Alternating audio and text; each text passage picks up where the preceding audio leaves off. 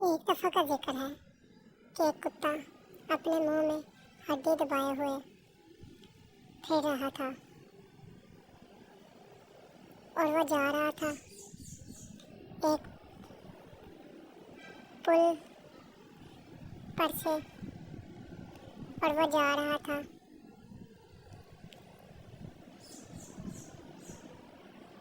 اور اس نے دریا میں اپنا عکس دیکھا، اور وہ دیکھ رہا تھا ایک اور کتا ہے جس کے ہاتھ میں ہڈی ہے اور وہ بہت بڑی ہڈی ہے۔ وہ بہت غصے ہوا اور اس کے منہ میں ہڈی دیکھ کر وہ یہ چاہنے لگا کہ وہ ہڈی بھی مجھے مل جائے۔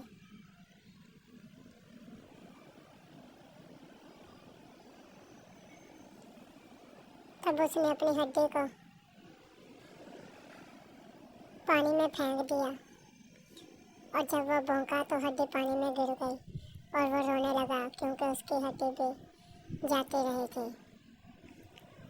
اس کہانی کا سبب یہ ہے کہ لالچ بری بلا ہے۔